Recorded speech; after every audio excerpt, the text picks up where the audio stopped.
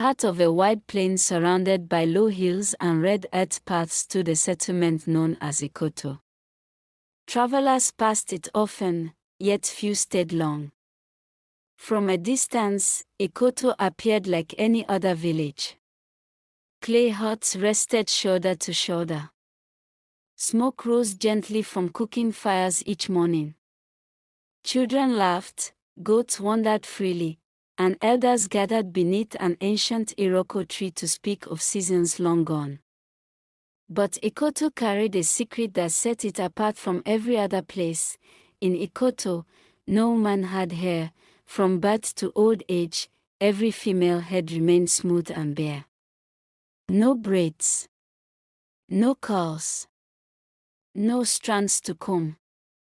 It had been so for generations beyond counting. The people no longer questioned it.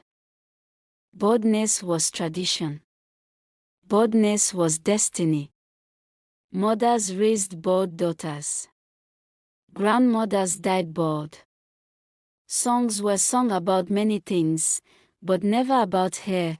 Then, on a night when rain fell softly and drums rested silent, something impossible happened. A baby girl was born with hair. The midwives froze. One dropped the cloth she held. Another cried out to the spirits in fear. Upon the child's head lay thick dark strands, soft and alive, glistening beneath the oil lamp. No one dared touch her at first. The hut filled with whispers and trembling breaths. The child wailed loudly, unaware that her existence had already broken an ancient rule. Her name was Amara, before dawn came. Sorrow followed wonder. Amara's mother, weakened by labor, never rose again. Her breath faded quietly, leaving the baby crying beside a lifeless body. By sunset the following week, Amara's father also fell ill. He spoke little, stared often at his child, and died before the moon completed its cycle. 2 deaths. 1 miracle. Fear wrapped itself tightly around Ikoto. By custom, the orphan child was given to her nearest kin, her aunt Monola, a stern woman known for her sharp tongue and strict ways. Monola had a daughter of her own named Sila, bald like every girl before her. When Amara entered that household, something twisted inside Monola's heart. As the child grew, so did her hair. It spilled down her back like woven silk. It caught sunlight and moonlight alike. When she fetched water, reflections danced upon her head. When she bent to sweep the compound, dust clung everywhere except to her shining hair. The villagers noticed. Some smiled. Some stared too long. Some looked away, unsettled. "You are blessed," a woman once whispered to her. Others said nothing, but envy speaks loudly even in silence. Monola watched every moment. Each night she saw Amara gently parting her hair with wooden combs. Each morning she saw her own daughter Sila tracing her bare scalp with small fingers. Comparison poisoned the air within that hut. Love never grew there, yet Amara remained kind. She rose before sunrise. She carried firewood. She spoke softly. She obeyed without complaint. She never boasted. Her beauty rested not only on her head but in her patience. The elders admired her. The children followed her. The village began to speak her name with expectation. Then the seer of Ikoto summoned everyone to the sacred clearing. The old woman stood tall despite her age, leaning on a staff carved with symbols older than memory. Her voice cut through the crowd like iron. "The wrong of the past will be undone," she declared. "What was taken will return. The bearer of the lost sign shall rise. Through her, freedom will come." Mama spread quickly. The girl with hair, the seer said clearly. She is the key. All eyes turned. Amara's knees weakened. Monola stiffened. The past was remembered openly that day. Long ago, a grieving widow had been accused falsely. Her head was shaved in shame. She was beaten and chased away. As she left, humiliated and broken, she cursed the women of Ekoto. From that day, hair never returned. Now Amara stood as hope. And hope, to the fearful, looked like danger. Praise followed her everywhere. Plans were whispered. Futures imagined. Monola listened, and hatred rooted itself deeply. If Amara fell, the prophecy would die. That truth became Monola's obsession. One evening, she acted. Amara returned weary from the stream. Monola offered her a calabash of drink with a smile too smooth to trust. Amara drank. Darkness followed swiftly. When she woke, pain greeted her. Stones struck her skin. Voices roared accusations. She lay surrounded by faces twisted with rage, disgrace. Shame. She has ruined us. Amara cried out in confusion. She remembered nothing. Her clothes were untouched. Her hands were empty. Yet they shouted of a man beside her. Of broken purity. Of lies carefully planted. Monola arrived, feigning shock, sealing Amara's fate with cruel words. Judgment came fast. Shave her, Monola commanded. Let her be like us. Terror consumed Amara. She begged. No! She Stop! screamed. Please! It hurts! She swore innocence. But hands held her down. A blade kissed her scalp. Her hair fell like dying leaves. With each cut, something inside her shattered. When it ended, Amara lay broken, bald, and silent, and Ekoto believed the curse had won again. Silence became Amara's closest companion after that night. The village of Ekoto, once alive with laughter and movement, now felt like a place carved from stone. No one greeted her anymore. Paths she once walked freely suddenly emptied when she appeared. Children who once followed her steps now pointed and whispered behind trembling fingers. Women turned their backs, as if shame were contagious. Men looked at her with cold judgment, their eyes heavy with disappointment and belief in lies they had not witnessed. Amara remained inside the hut for many days. She no longer rose early. She no longer sang while sweeping.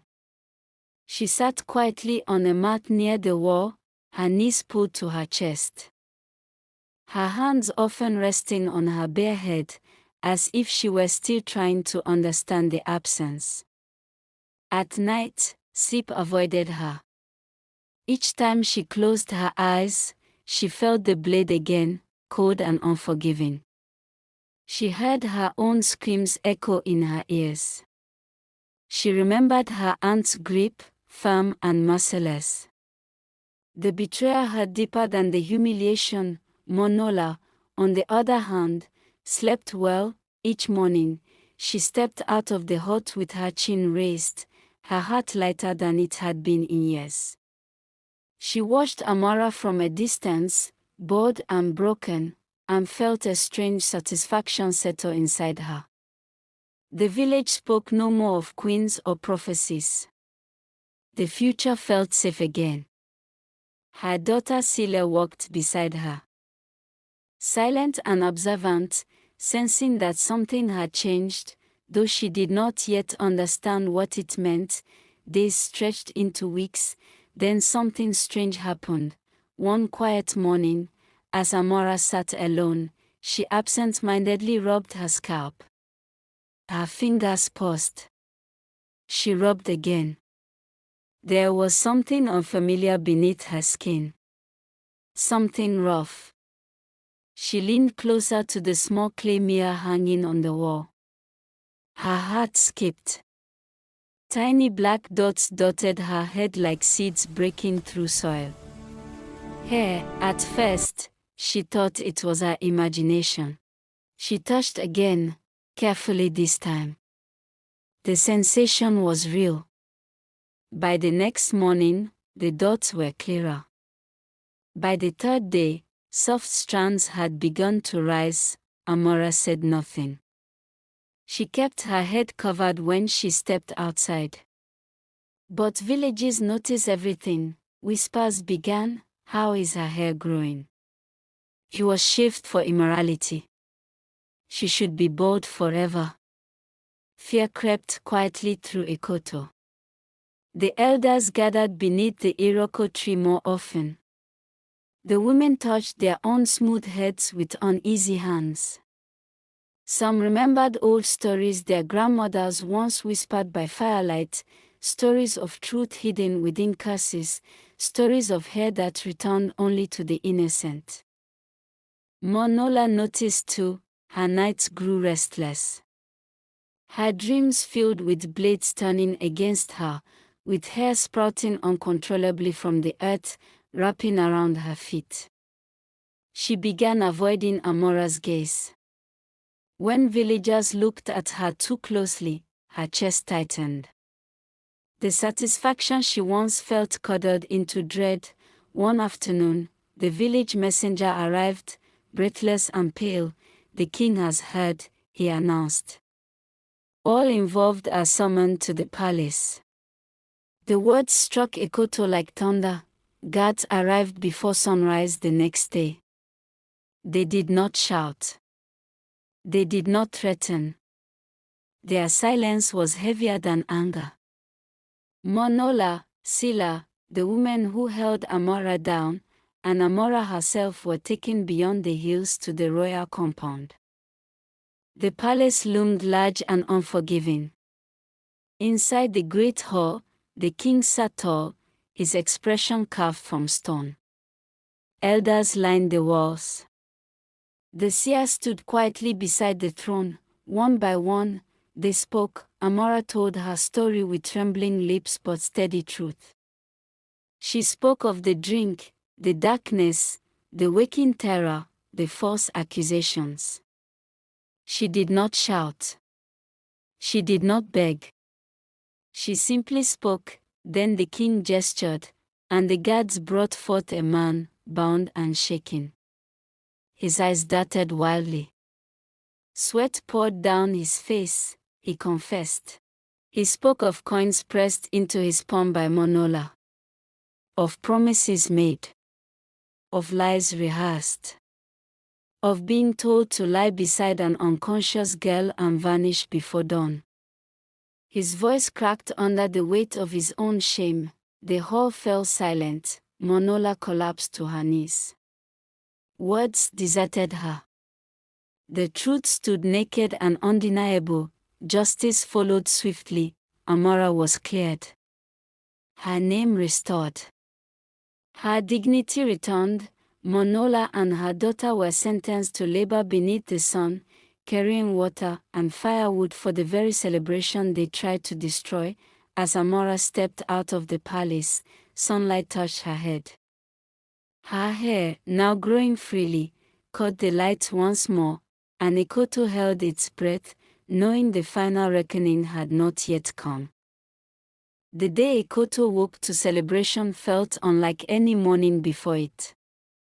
Drums echoed from the palace hill, rolling across the plains like thunder softened by joy. Women stepped out of their huts early, touching their heads in disbelief as tiny strands of hair brushed their palms. Laughter and tears mixed freely, for something long stolen was finally returning. The curse that had shaped their lives, their customs, and their fears was loosening its grip. Amara stood quietly within the palace courtyard, dressed in woven royal cloth the color of sunrise. Her hair had grown thick and full once more, flowing freely down her back. It was no longer just a symbol of difference. It was proof. Proof that truth could survive humiliation. Proof that innocence could outgrow cruelty. As attendants moved around her, she felt calm, not prideful. Her heart carried scars, but it also carried peace. Beyond the palace walls, Monola bent under the weight of a water pot. Sweat soaked her wrapper. Her hands trembled from labor she had never known. Beside her, Sila struggled in silence, her youthful strength tested daily. They heard the drums. They heard the laughter. With every sound, regret tightened its hold. They had tried to bury another's destiny and uncover their own shame instead. When the procession began, the village gathered along the paths. No one shouted. No one mocked. They watched as Amara walked beside the prince. Her step steady, her head held high. The elders bowed. Mothers clutched their daughters close. Some villagers wept openly. Others lowered their eyes, remembering stones thrown, blades lifted, silence chosen when courage was needed most. At the throne, the king spoke words that sealed history. He named Amara queen, not because of her hair alone, but because of her endurance, her truth, and her refusal to become bitter. As the blessing was spoken, a hush fell. Then, slowly, a gasp rose from the crowd. Women touched their heads again.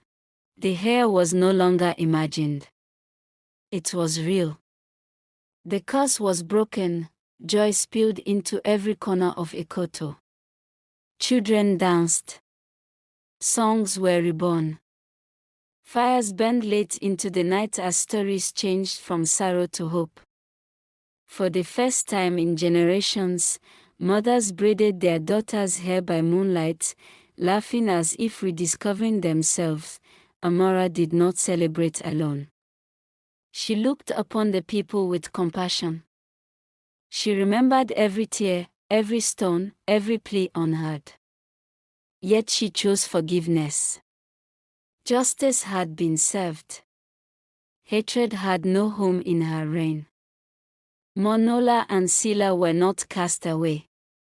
Their punishment remained, but it was paired with humility, not vengeance. Years passed. And Ikoto transformed. Hair grew freely. Fear loosened its hold. The old curse became a lesson told by elders, not a shadow lived by children. Under Amara's rule, the village learned a deeper truth, that envy blinds, lies poison, and silence enables cruelty, but truth, no matter how buried, will rise. One evening, Amara stood on the palace balcony, watching the sun sink into the red earth. The wind moved gently through her hair. Below her, the village lived freely at last. She had been broken and rebuilt. She had been shamed and restored. And in her quiet strength, Ikoto found its healing. Thus ended the story of the silent heads, and began the legacy of a queen who proved that truth always grows back.